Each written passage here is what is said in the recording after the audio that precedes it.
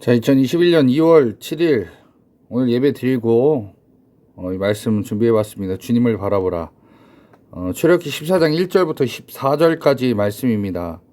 본문은 성경책을 따로 펴시고 읽으시고 오늘 내용이 좀 많습니다. 설명을 해드릴 테니까 지난주에도 보신 분들이 많이 도움이 됐다라고 얘기도 하셨는데, 보시면서 이제 내용들만 필요한 내용들만 뽑아서 속해 나가실 때 같이 이렇게 소스로 같이 하시면 좋을 것 같습니다. 자, 하나님께서 이스라엘 민족을 구별하셨어요. 이스라엘 민족과 애굽 백성들과 구별을 하셨습니다. 이 구별이라는 건 뭐냐면, 재앙이 내려질 때 이스라엘이 살던 고센 땅에는 재앙이 없고 애굽에는 재앙이 있었습니다. 자, 이 구별이라는 건 하나님 눈에만 보여지는 경계선이 있다는 얘기예요. 경계선이 있어서 이 경계선 안쪽에서는 재앙이 있고 경계선 바깥에서는 재앙이 없다라는 겁니다.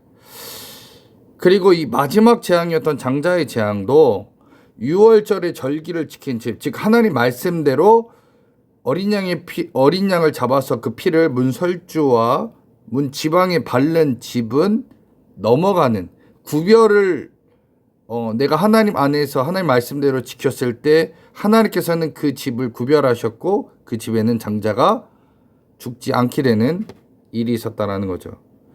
자, 애굽의 장자가 죽었다는 것은 그 집이 끝났다라는 것을 의미합니다. 그 집안은 끝났다라는 거예요.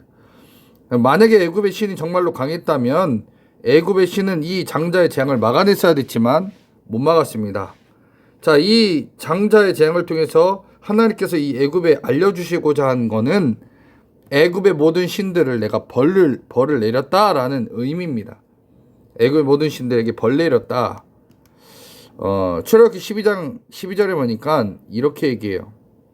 내가 그 밤에 애굽 땅에 두루 다니며 사람이나 짐승을 막론하고 애굽 땅에 있는 모든 처음 난 것을 다 치고 애굽의 모든 신을 내가 심판하리라. 나는 여호와라고 말씀하셨어요. 애굽의 바로는 생명의 신이라고 얘기했습니다. 그러나 장자의 죽음을 해결할 수 없었어요. 그 정도로 연약한 게 바로 사람이라는 겁니다. 사람이 아무리 신이라고 얘기할지라도 사람은 하나님을 넘어설 수 없었다라는 거죠. 자, 그래서 하나님은요, 하나님께서 말씀하신 그 말씀을 믿는 자와 믿지 않는 자를 확실히 구별하셨습니다. 믿는 자, 즉 어린 양을 잡아서 그 피를 문설주와 임방에 바른 집은 살려주셨지만 그렇지 않는 집은 그 장자들은 다 죽였습니다. 이게 바로 하나님 말씀의 순종, 믿고 순종하면 역사함이 나타나는데 믿고 순종하지 않으면 재앙이 온다라는 거죠. 자, 이미 이스라엘 민족은 9가지 재앙을 받습니다. 그 재앙은 애굽 땅에 400년 동안 살면서 한 번도 본 적이 없었던 재앙들이었어요. 자, 이 재앙들을 보면서 이스라엘 민족은 약간의 믿음이 생겼습니다. 약간. 제가 왜 약간이라고 하냐면 뒤에 바로 하나님께 원망하기 때문에 제가 약간이라고 하는 거예요. 자, 출애굽을 한 이스라엘 민족은 광야로 나옵니다. 이 광야로 나왔을 때 세계에서 가장 강력한 군대, 즉 애굽의 병거 600대를 이끌고 바로가 쫓아옵니다. 자, 그런데 이 상황을 보고 모세와 아론은 원망을 하죠. 만약 우리가 애굽에서 종으로 살았다면 이런 광야에서 죽는 일은 없었을 것이다 라고 얘기합니다. 즉 10가지 재앙을 보면서 하나님의 구별하심을 경험하지만, 그러나 이스라엘 민족에게 100% 하나님을 신뢰하고 믿는 믿음은 아직 형성되지 않았다라고 보셔야 되는 게 맞다라는 겁니다.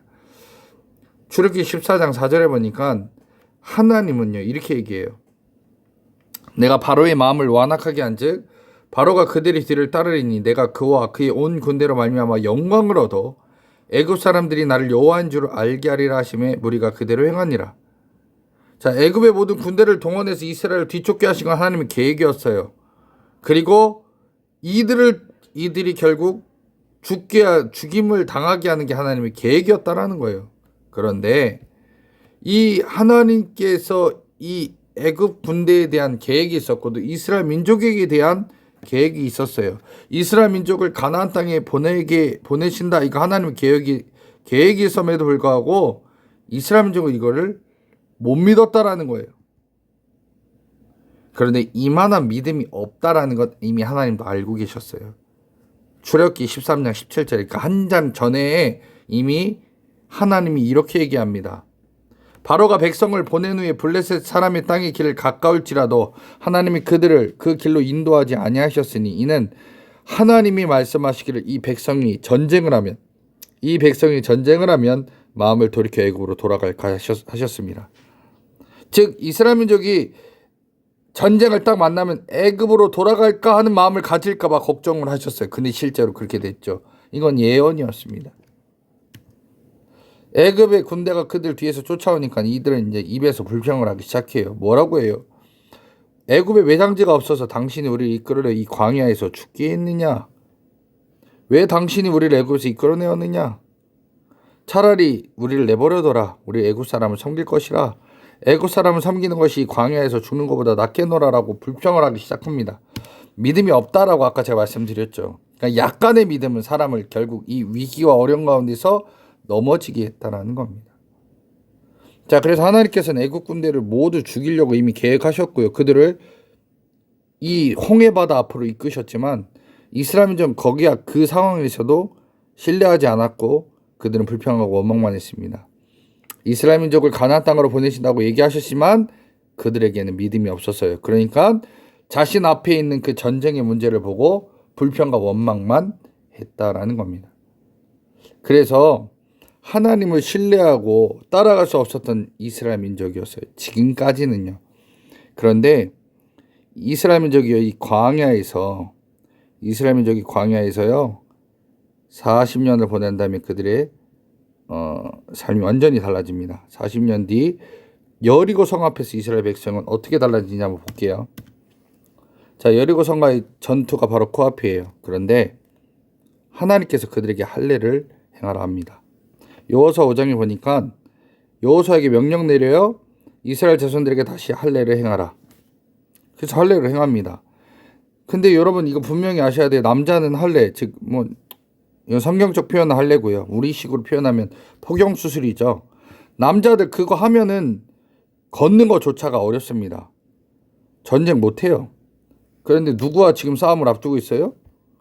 바로 여리고성 백성과 싸움이 눈앞에 있습니다. 예전에요 야곱의 아들들이 그 유다와 레위가요 이 세겜성 남자들이 자기 누이 딥나와 세겜이 그 딥나와 결혼하려고 했을 때 니들 백성들이 다 할례를 받으면 내가 너희들에게 우리 누이를 시집 보내겠다라고 했는데 다 할례 받으니까 가가지고 다 죽여버립니다. 그 정도로 이 할례라는 게요 남자들이 했을 때는 아무런 힘을 못 쓰는 것이기도 해요. 그런데 잘 보세요. 여리고 성 앞에서 이스라엘 민족은 할례를 합니다. 여러분 만약에 지금 아까 제가 말씀드린 출애굽기 14장과 같은 이 상황에서 할례하라고 했으면 어떻게 했을 것 같으세요? 다 불평하고 원망했을 겁니다. 아니 전쟁도 못 치르는데 무슨 할례를 행하라고 하냐라고 아마 모세와 아론을 그냥 두진 않았을 거예요. 그런데 이 여리고 성 앞에서 이스라엘 민족은요 불평하지 않고 원망하지 않고 그냥 할례를 행합니다. 자, 이스라엘 민족이 가나안 땅 정탐했을 때 이거는 이미 출애굽하고 나서 이들의 고백은 이랬었어요. 어땠냐? 민수기 13장에 보니까 그들은 어떤 사람이냐? 그들 우리보다 강하니라. 거기서 본 모든 백성이 신장이 장대한 자들이다. 네피림의 후손이다. 그러니까 우리는 스스로 보기에 메뚜기 같았다. 이렇게 얘기했어요. 자, 그런데 그들 앞에서 할례를 하고 전쟁을 한다는 거예요.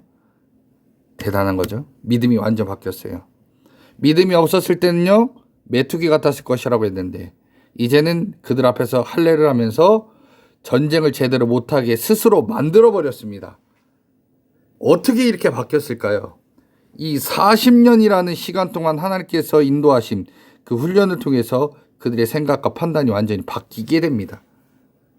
그들은 완전 구렁텅이로 밀어넣어도 원망과 불평이 아니라 하나님을 전적으로 의지하는 거예요. 그럼 우리에게 어떤 믿음이 있어야 되냐 이거예요. 여러분 한번 이거 잘 보셔야 됩니다. 예수님은 왜 죽었느냐 이거예요. 히브리서 2장에 보면 히브리 기자가 뭐라고 하냐면요. 예수님은 죽음을 통하여 죽음의 세력을 잡은 자 곧 마귀를 멸하시며 라고 얘기합니다. 예수님이 딱 오신 이유는요. 마귀를 멸하시러 오셨다라는 거예요. 다음 볼까요? 요한일서 3장에 보면 하나님의 아들 예수님이 나타나신 것은 마귀의 일을 멸하려 하심이라 라고 있습니다. 예수님은 마귀의 일을 멸하러 오셨어요.